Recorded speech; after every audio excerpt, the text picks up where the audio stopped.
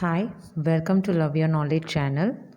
இன்றைக்கி நம்ம 10th standard physics first சாப்டரில் கிராவிடேஷன் அப்படின்ற கான்செப்ட் பற்றி பார்க்க போகிறோம்.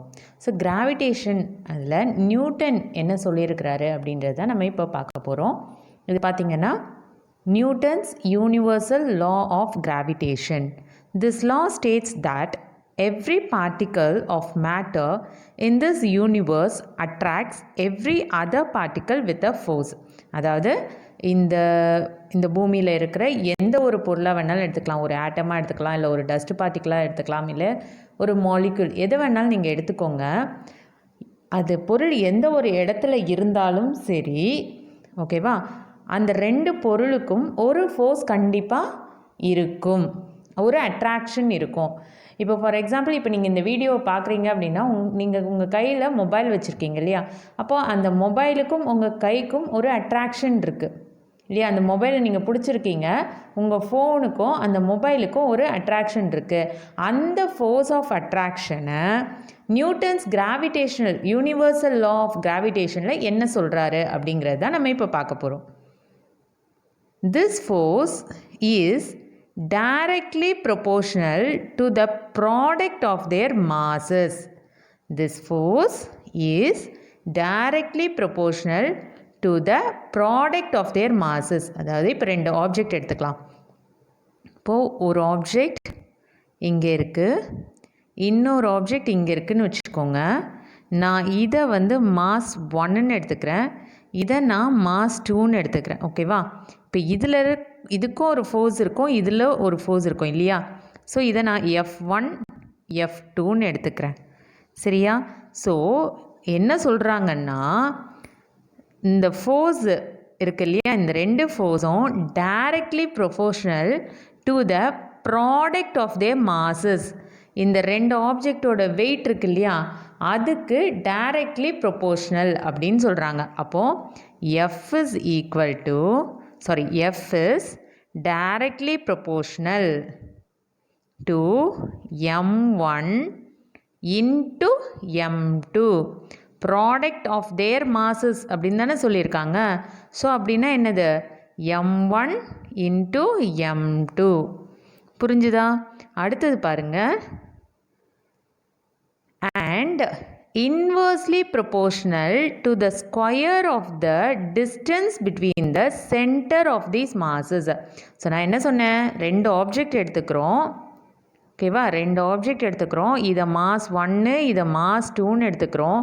இங்கே ஒரு ஃபோர்ஸ் இதுவாகுது, இங்கேருந்து ஒரு ஃபோர்ஸ் இதுவாகுது. இப்போ இந்த ரெண்டு மாஸுக்கும் உள்ள டிஸ்டன்ஸ் இருக்குது இல்லையா, இதை நான் 6ன்னு எடுத்துக்கிறேன்னு வச்சுக்கோங்க, ஓகேவா.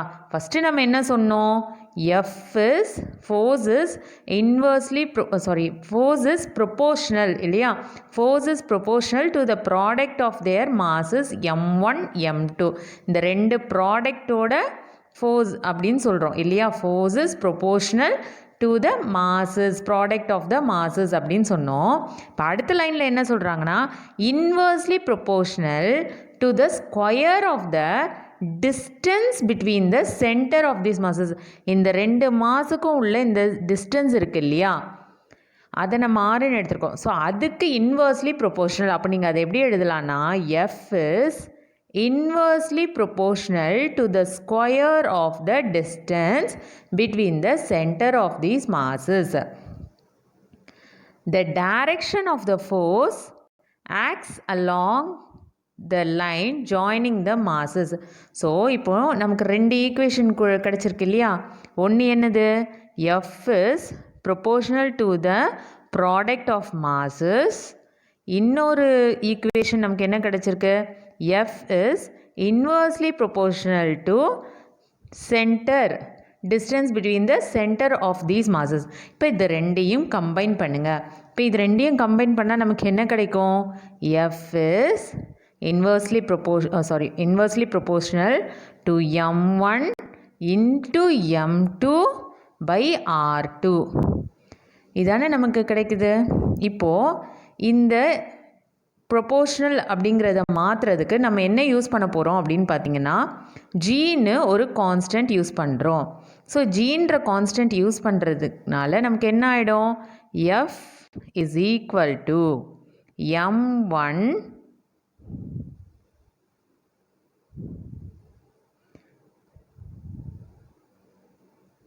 F is equal to G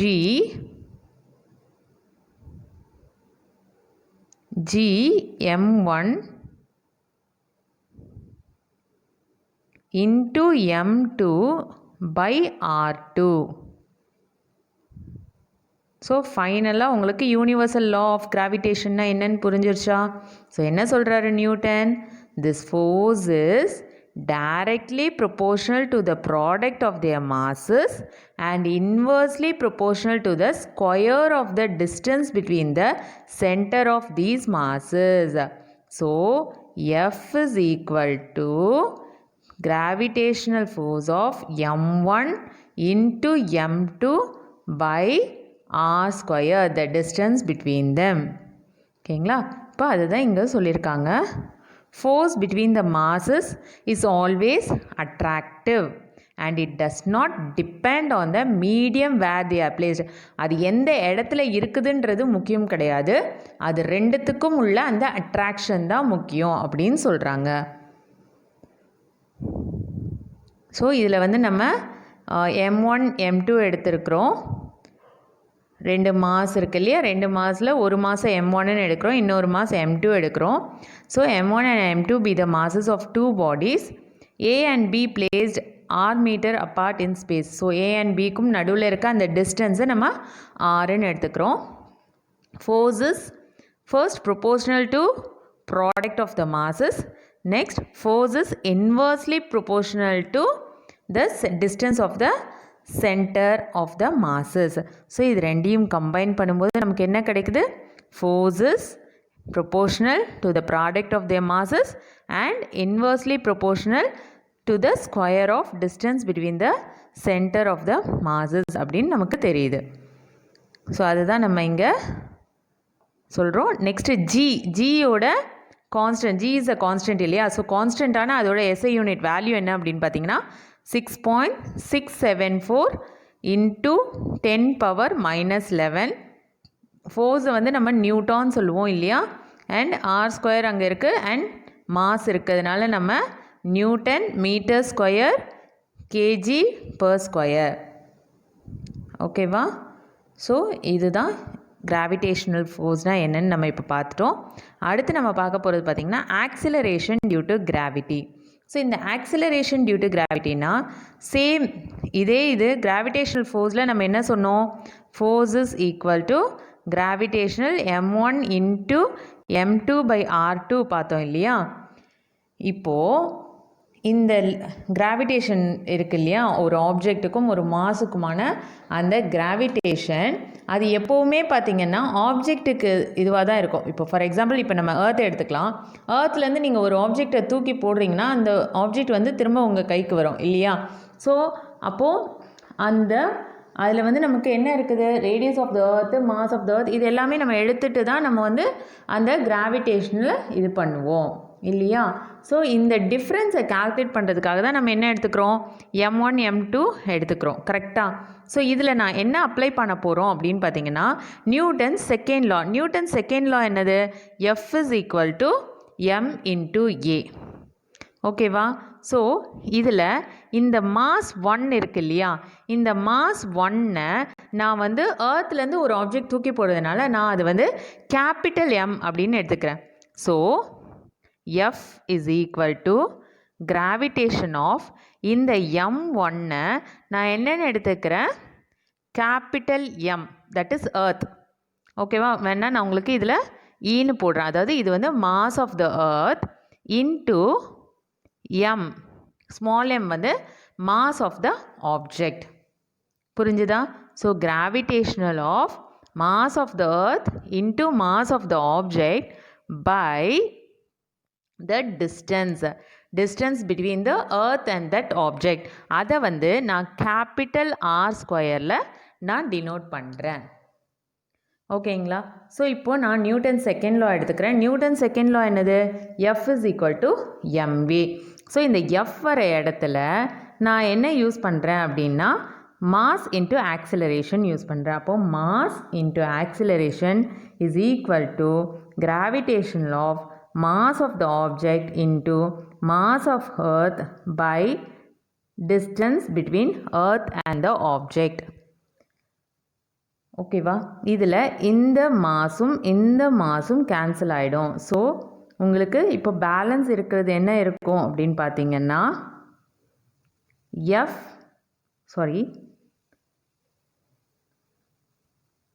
A is equal to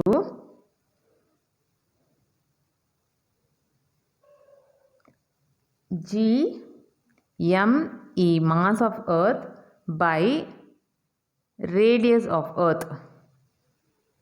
ஓகேவா, distance of earth from the object. So இதுதான் நமக்கு பேலன்ஸ் இருக்கும் இல்லையா.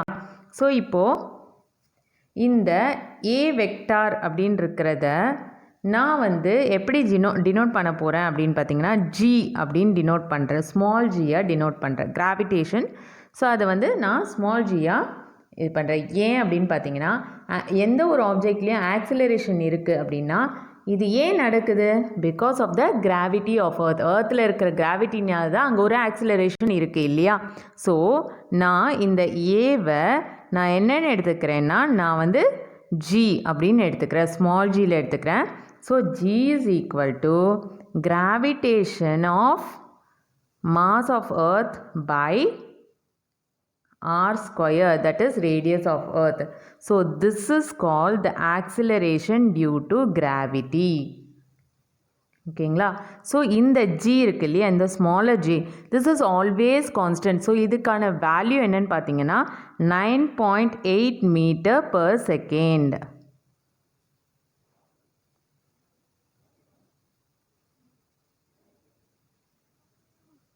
புரிஞ்சது இல்லையா. இப்போ நம்ம புக்கில் என்ன கொடுத்துருக்காங்கன்றத சொல்கிறேன், கவனிங்க. When you throw any object upwards, its velocity chases at a particular height and then it falls down due to the gravitational force of the earth. The velocity of the object keeps changing as it falls down. This change in velocity must be due to the force acting on the object. The acceleration of the body is due to the Earth's gravitational force. So it is called as acceleration due to the gravitational force of the Earth or acceleration due to gravity of the Earth. It is represented as G. Its unit is meter per second square. ஓகேவா. So ஒரு ஆப்ஜெக்டை நம்ம தூக்கி போடுறோம் மேலேருந்து, ஏர்த்லேருந்து நம்ம மேலே தூக்கி போடும்போது அந்த ஆப்ஜெக்ட் வந்து கீழே விடும். ஆனால் அதோட வெலாசிட்டி வந்து சேஞ்ச் ஆகிக்கிட்டே இருக்கும். ஸோ இந்த சேஞ்ச் இன் வெலாசிட்டி கண்டிப்பாக எதில் இருக்கும்னா அந்த ஆப்ஜெக்ட் மேலே ஆக்ட் ஆகிற ஃபோர்ஸ்னால தான் இருக்கும். ஓகேவா. So the acceleration of the body is due to the earth's gravitational force. So அந்த பாடியில் ஏற்படுற அந்த ஆக்சிலரேஷன் எதனால் அப்படின்னு பார்த்தீங்கன்னா எர்த்தோட கிராவிடேஷனல் ஃபோர்ஸ்னால தான். ஸோ அதனால தான் இதை நம்ம எப்படி கூப்பிடுறோன்னா acceleration due to gravity of the earth அப்படின்னு சொல்கிறோம். ஸோ இதை எப்படி ரெப்ரசன்ட் பண்ணுறோன்னா ஸ்மால் ஜி, அதோட unit metre per second square. So இதில் வந்து mean value of the acceleration due to gravity is taken as 9.8 metre per second square on the surface of the earth. So எர்த்தில் வந்து அதோட acceleration due to கிராவிட்டியை வந்து எவ்வளோ unit எடுக்கிறோம் நம்ம 9.8 metre per second square. This means that the velocity of a body during the downward free fall motion varies by 9.8 meter per second square for every 1 second. So ஒரு செகண்டுக்கும் அந்த இது வந்து value வந்து differ ஆகும் அப்படின்னு சொல்கிறாங்க. However, the value of G is not the same at all points on the surface of the earth. But ஆனால் value of G வந்து சேம் கிடையாது. ஓகேவா. ஸோ அது சேஞ்ச் ஆகும் அப்படின்னு சொல்கிறாங்க. ஸோ இந்த relationship between G and G, small g and capital G. When a body is at rest on the surface of the earth, it is acted upon the gravitational force of the earth. So let us compute magnitude of this force in two ways. Let m be the mass of the earth. So mass of the earth நம்ம capital M னு எடுத்துக்கிறோம். Mass of the object நம்ம small m னு எடுத்துக்கிறோம். The entire mass of the earth is assumed to be concentrated at its center. So அந்த ஏர்த்தோட entire மாஸும் எங்கே இருக்குதுன்னு சொல்கிறோம், அதோட சென்டரில் இருக்குது அப்படின்னு சொல்கிறோம். So the radius of the earth R is equal to 6378 kilometre, அதாவது approximately 6400 kilometre. By Newton's law of gravitation, the force acting on the body is given by. So நம்ம நியூட்டனோட law of gravitation என்ன சொன்னோம் ப்ரீவியஸாக? F is equal to gravitation of mass 1 into mass 2 by r square. இதானே பார்த்தோம் நம்ம. So இதன்படி gravitation of mass of எர்த்தை வந்து நம்ம எம்னு எடுத்துக்கிட்டோமா, மாஸ் ஆஃப் ஆப்ஜெக்ட் எம், அந்த ஆப்ஜெக்ட்டுக்கும் அந்த எர்த்துக்கும் உள்ள அந்த டிஃப்ரென்ஸை நம்ம கேபிட்டல் ஆரில் எடுத்துக்கிறோம். Here the radius of the body considered is negligible when compared with the earth radius. Now the same force can be obtained from Newton's second law of motion. So இப்போ நம்ம Newton's second law of motion எடுத்துக்கிறோம். According to this law, the force acting on the body is given by the product of its mass and acceleration. So நம்ம Newton second law பார்த்தோம் இல்லையா இதுக்கு முன்னாடி, அதில் நான் என்ன சொல்லியிருந்தேன், force is equal to mass into acceleration அப்படின்னு படித்தோம் இல்லையா. ஸோ அதை தான் நம்ம எடுத்துக்க போகிறோம். Here acceleration of the body is under the action of gravity. So இங்கே இந்த ஆக்சிலரேஷன், இந்த ஏன்றது இங்கே என்னன்னு இருக்கு, ஆக்ஷன் ஆஃப் கிராவிட்டி அப்படின்னு சொல்கிறோம். ஸோ இந்த ஏவை நம்ம ஸ்மால் ஜியாக ரெப்ரசன்ட் பண்ணிக்கிறோம். ஓகேவா. So F is equal to MA இருக்குது இல்லையா, இதை வந்து நம்ம எம்ஜி அப்படின்னு எடுத்துக்கலாம். ஓகேவா. ஸோ இப்போது நம்ம என்ன சொன்னோம், அந்த F is equal to gm into m by r square இருக்கு இல்லையா, இந்த f வர இடத்துல நம்ம mg அப்படின்னு எடுத்துக்கிறோம். mg is equal to gmm by r square. இந்த ஸ்மால் எம்மும் இந்த ஸ்மால் எம்மும் கேன்சல் ஆகிடும். ஸோ பேலன்ஸ் இருக்குது உங்களுக்கு என்னது, g is equal to gm by r square. This is what is called the acceleration due to gravity. So அடுத்து பார்த்தீங்கன்னா mass of the earth. Rearranging the equation, the mass of the obtained is as follows. So இப்போ நமக்கு acceleration of the due to கிராவிட்டிக்கு வந்து இந்த equation கிடச்சிது இல்லையா, இதையே நம்ம மாஸ் ஆஃப் த எர்த்துக்கு நம்ம அதை ரீஅரேஞ்ச் பண்ணும்போது இந்த மாஸ் ஆஃப் எர்த்தை இந்த பக்கம் கொண்டு வரலாம். So M is equal to, இந்த ஜி இங்கே போயிடுமா, cross multiplied. So G r square by g. So இதுதான் வந்து நம்ம மாஸ் ஆஃப் த எர்த்தை கண்டுபிடிக்கிறதுக்கு யூஸ் பண்ணுவோம். இதில் பார்த்தீங்கன்னா இந்த நோன் வேல்யூஸ் ஆஃப் g, அப்புறம் r, அப்புறம் இந்த கிராவிடேஷன், இது எல்லாமே நம்ம சப்ஸ்டியூட் பண்ணோன்னா நம்ம மாஸ் ஆஃப் த எர்த் கண்டுபிடிக்கலாம். So mass of the earth பார்த்தீங்கன்னா 5.972 இன்ட்டு 10^24 kg, இதுதான் மாஸ் ஆஃப் த எர்த். அடுத்து பாருங்க, variation of acceleration due to gravity. Since g depends on the geometric radius of the earth, அதாவது g is inversely proportional to 1/r² நம்ம சொன்னோம் இல்லையா already. So its value changes from one place to another on the surface of the earth. So அப்போ என்ன ஆகும், ஒரு சர்ஃபேஸ்க்கு ஏற்ற மாதிரி அந்த வேல்யூ சேஞ்ச் ஆகும்.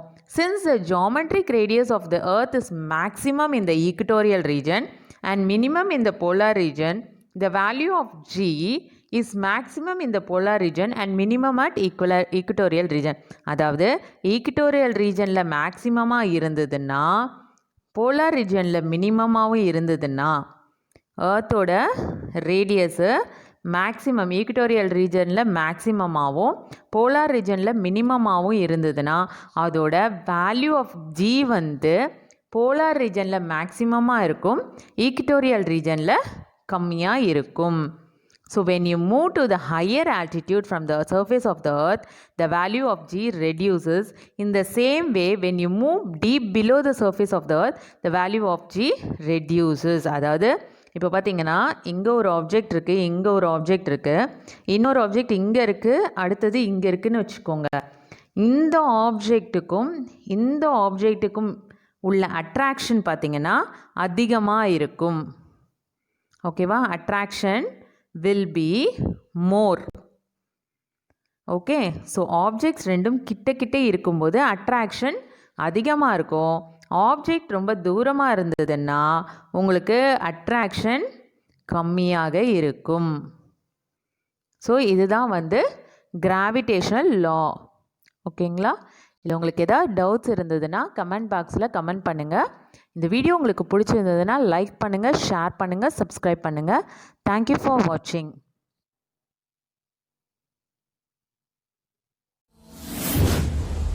Thank you for watching.